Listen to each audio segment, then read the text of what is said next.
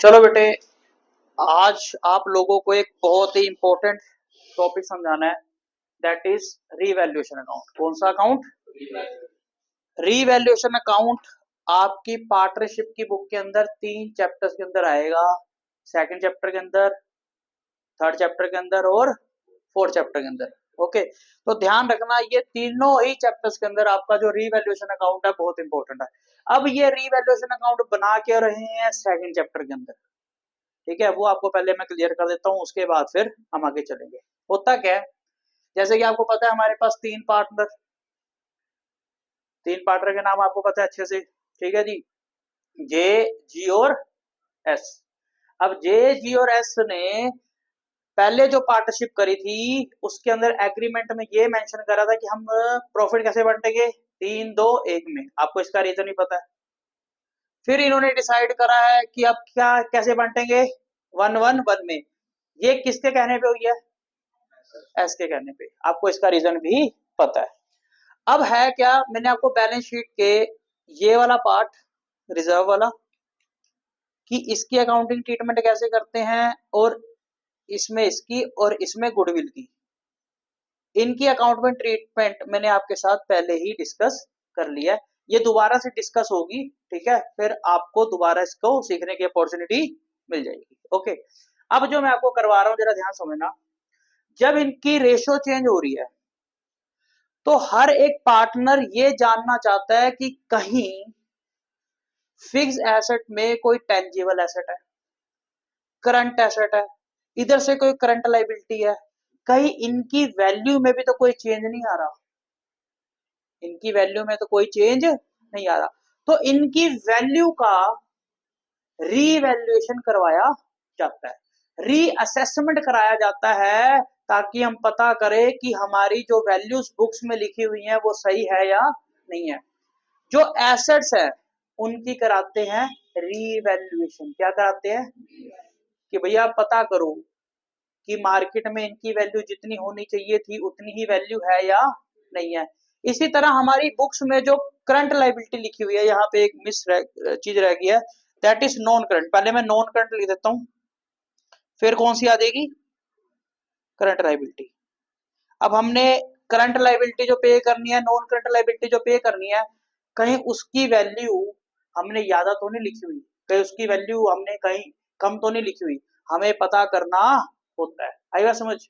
क्या क्या करना है, हमने एसेट्स की वैल्यू का पता करना है कि हमारी जो एसेट्स की वैल्यू लिखी हुई है क्या वो सही है या नहीं है। इधर से हमने जो नॉन करंट लाइबिलिटी और करंट लाइबिलिटी की जो वैल्यू लिखी हुई है क्या वो सही है या नहीं है, ये हमें पता करना है। आई बात समझ नहीं आई? क्लियर हो गया? ठीक है, तो अब आप लोग मुझे बताना, ठीक है, सिर्फ मैं आपसे 2-3 चीजें पूछूंगा और आपको चीजों की नॉलेज होनी शुरू हो जाएगी। फॉर एग्जाम्पल हमारे पास टेंजिबल एसेट के अंदर फर्नीचर पड़ा था। क्या पड़ा था? फर्नीचर की वैल्यू बुक्स में लिखी हुई है बेटा 1 लाख रुपए की। कितने की? हम गए मार्केट में, हमने पता करा कि भैया ये जो फर्नीचर है बताओ इसकी वैल्यू कितनी है। तो वो जो मार्केट में पर्सन बैठा हुआ है फर्नीचर वाला, वो बता रहा है सर आप जो ये फर्नीचर लेके घूम रहे हो ये फर्नीचर नई कैटेगरी का नहीं है, ये अच्छी क्वालिटी का नहीं है। अब इसकी जो वैल्यू है वो क्या हो गई है, कम हो गई है। तो इसकी वैल्यू अब सिर्फ आपको मिलेगी 40,000 रुपए के आसपास। आपने अपनी बुक्स में कितने लिखे हुए हैं, और आज आपको कितने पैसे दे रहा सिर्फ 40,000। तो आपको वहां से पता चल गया कि मेरे जो फर्नीचर की वैल्यू है मार्केट में कितनी है, सिर्फ 40,000 रुपए। तो वहां से हमें कितने का, 60,000 का क्या हो गया, लॉस हो गया। क्या हो गया, लॉस। बात समझ आती है नहीं आपकी? ठीक है, अब इधर ही कोई मशीनरी थी, ठीक है, मशीनरी की हमने वैल्यू पता कराई, तो पता चला जी उसकी वैल्यू भी क्या होगी, कम होगी। तो फिर तो लॉस हो गया। आई बात समझ नहीं आई? तीसरी चीज, कोई और पकड़ो, कार, ठीक है जी, हमने कोई सेकंड हैंड कार खरीदी थी, ठीक है, हमने खरीदी थी फॉर एग्जाम्पल 2,50,000 की। ओके, अब हम उसको बेचने जा रहे हैं, तो मार्केट में पता चला उसकी वैल्यू ज्यादा होगी। क्यों? क्योंकि वो यूनिक कारों में से एक होगी, वो आज के टाइम में मार्केट में लॉन्च नहीं हो रही, वो प्रोड्यूस नहीं हो रही। अब तो वो लॉन्च हुई थी, उसके बाद प्रोडक्शन उसकी क्या होगी, तो ऐसी चीजों की वैल्यू क्या जाती है। तो अब वो हमें 3 लाख रुपए दे रहा है, कह रहा है सर इसकी वैल्यू कितनी है, 3 लाख। तो अब प्रॉफिट हो गया ना profit.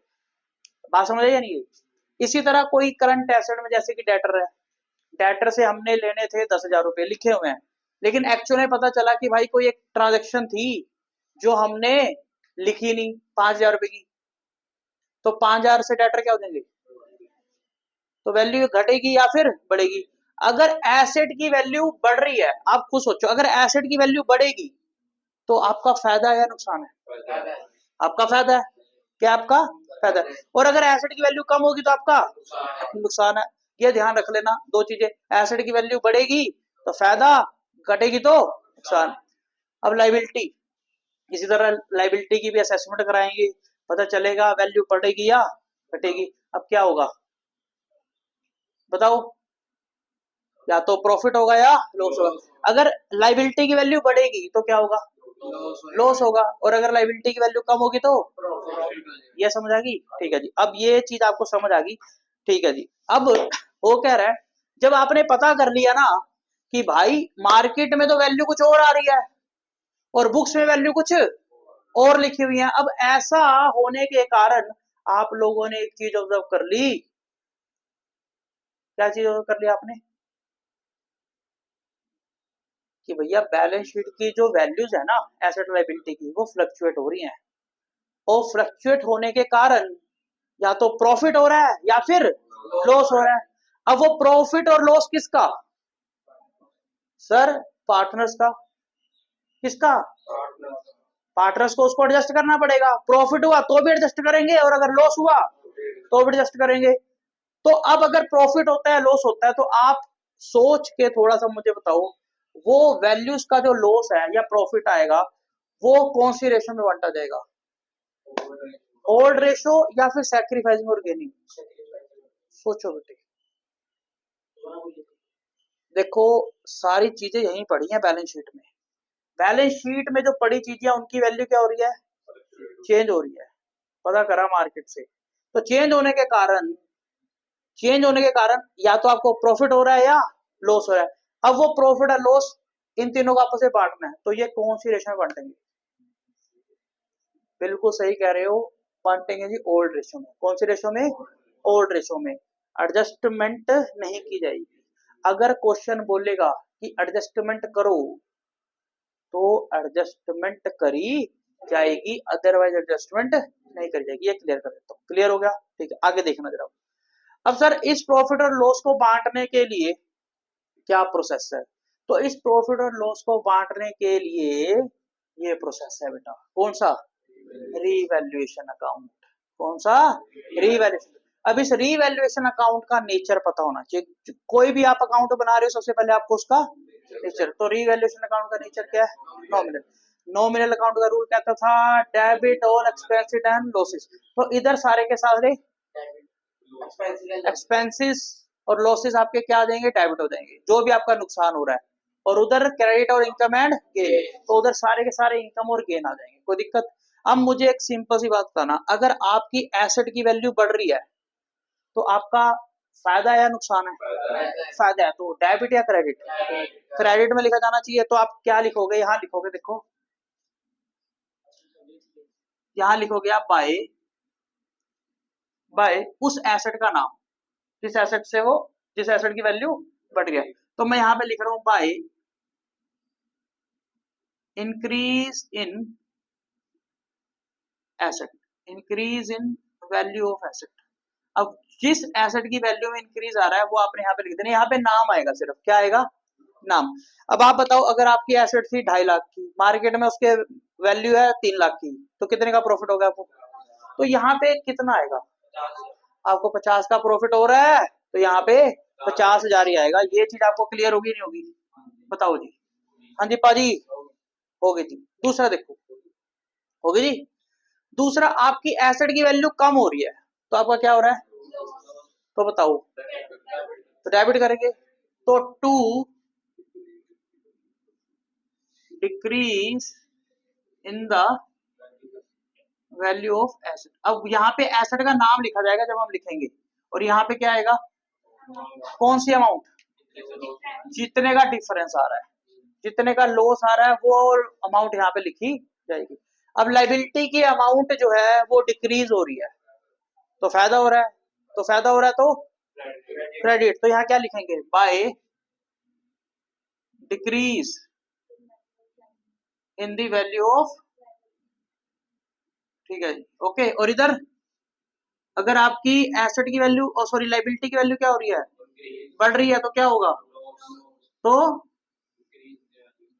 Increase in the value of liability. कोई प्रॉब्लम बालक, और इनकी अमाउंट पता है ना कौन से आने वाली है, डिफरेंस निकलेगा, जो प्रॉफिट हो रहा है या लॉस हो रहा है वो, ओके। अब जरा सुनना जरा ध्यान से,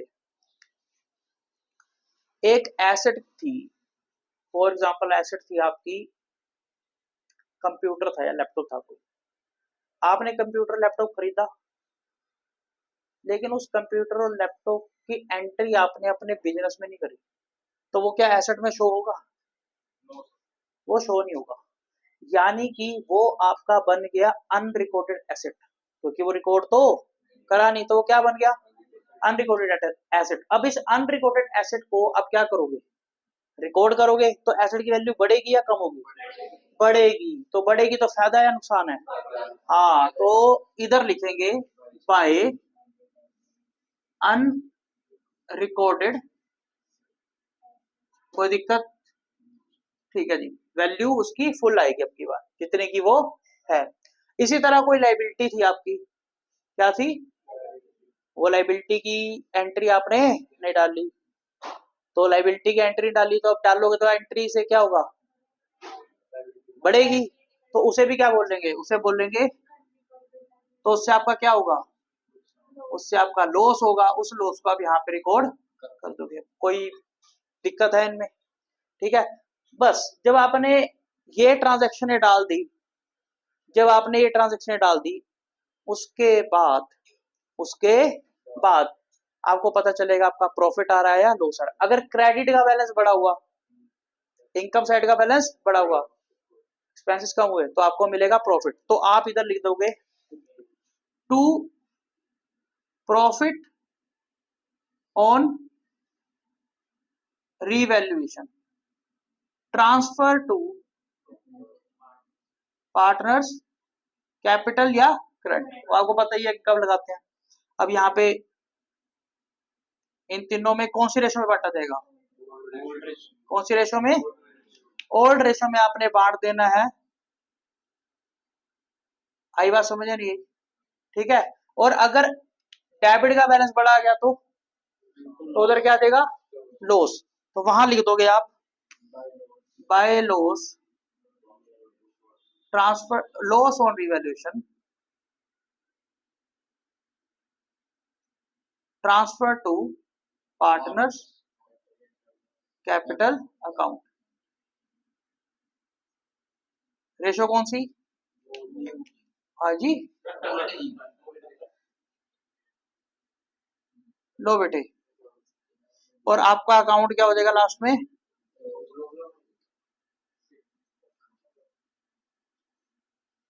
समझ आ गया आपको, नहीं आया, बताओ जरा मुझे, क्लियर है, पक्का, अब आप नोट कर सकते हो जी।